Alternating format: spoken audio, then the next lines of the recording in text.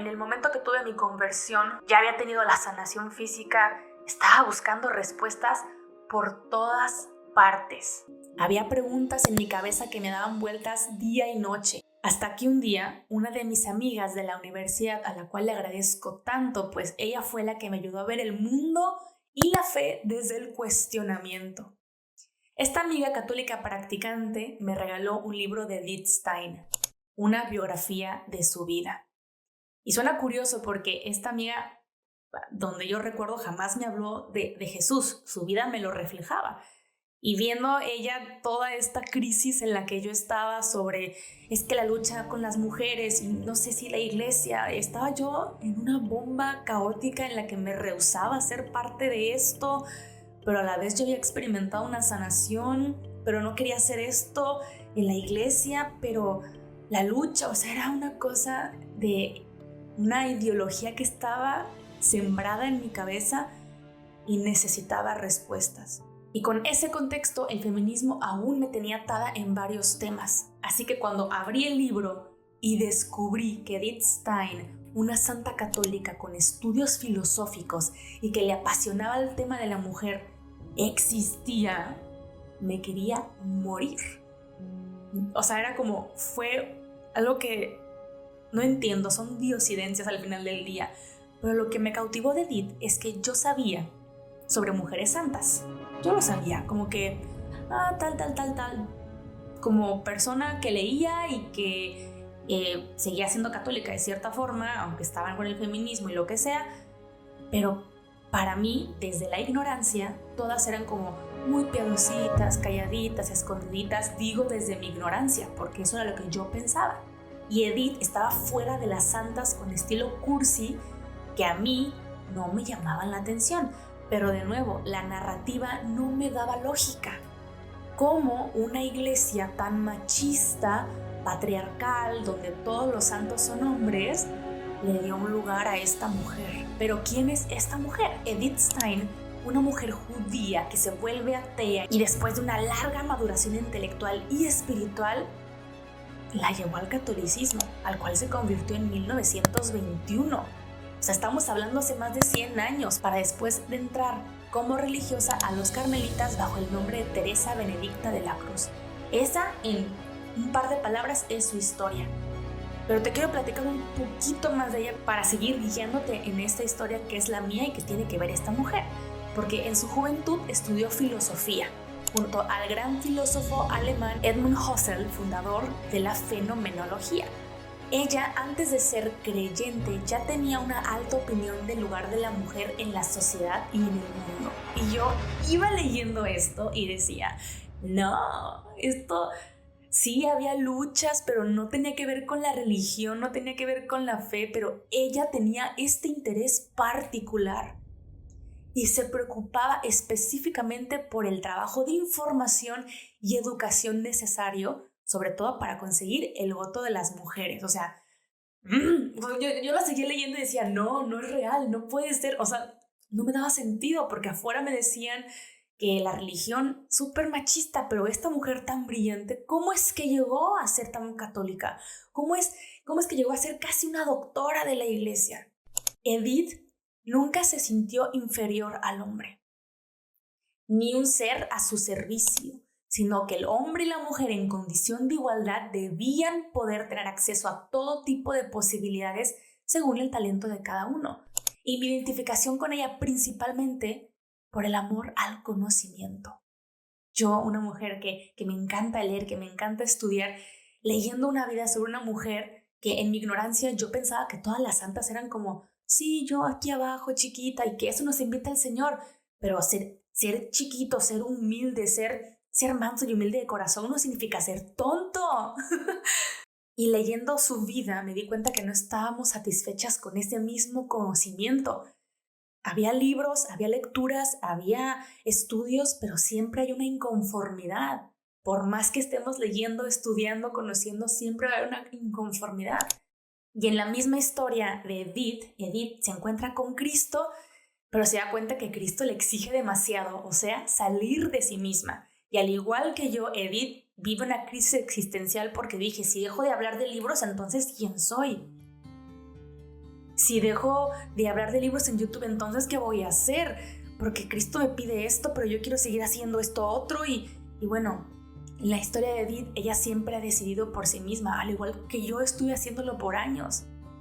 Y se encontraba ya en un laberinto sin salida porque le preocupaba el tema religioso, y yo estaba igual. Me preocupaba seguir a Jesús porque no quería ser parte de una iglesia machista, el cual era mi caso, pero estaba yo dispuesta a buscar la verdad. Por otro lado, mientras fui feminista, yo era católica, seguía yendo a misa los domingos como un plan que se debe hacer, pero no había devoción informada. No era como que escuchaba lo que decía el padre o alguien allá en la homilía, no, simplemente iba porque tenía que ir y ya, como la mayoría de los católicos que me atrevo a decir que van a misa, que reciben los sacramentos, que lo que sea, es una realidad latente. Ojalá estuviéramos todos enamorados de Cristo, pero no es así. Y leyendo la vida de Edith Stein y habiendo recibido tantas bendiciones por parte de Dios, pues yo ya no quería vivir saturada bajo las dudas, sino que quería ir por las respuestas y estaba súper enfocada a conseguirlas. Igual que Edith Stein, y no quiero compararme con la vida de Edith Stein porque Edith Stein es ella, yo soy yo, pero darme cuenta que había una mujer en la historia de la iglesia con las mismas dudas, mismas incertidumbres, era un montón. Edith Stein tiene una frase que dice: mi anhelo por la verdad era ya una oración. ¿Por qué? Porque todo el tiempo te la pasas pensando en quién es ese Dios, y por qué hizo esto, y por qué hizo aquello, y entonces estamos pensando en Dios todo el tiempo. Y tenerlo en la mente es un: Señor, quiero conocerte. Y la verdad es que descubrir esto me hizo entender que tenía una narrativa tan incompleta. ¿La iglesia es machista solo porque las mujeres no pueden ser sacerdotes? ¿La iglesia es machista solo porque no podemos ser papa? Es un pensamiento que se repite muchísimo allá afuera, porque se piensa que ser sacerdote es igual a ser poderoso y que una mujer no está para tanto poder. El sacerdocio es una vocación. Si bien los hombres tienen la oportunidad abierta de serlo, no todos son llamados. Uno no elige serlo, se le escoge. Aún no conozco ninguna mujer católica practicante y devota que quiera ser sacerdote. De hecho, desconocer la tradición y el magisterio hace creer que ser cura es tener poder, cuando ser cura significa servir.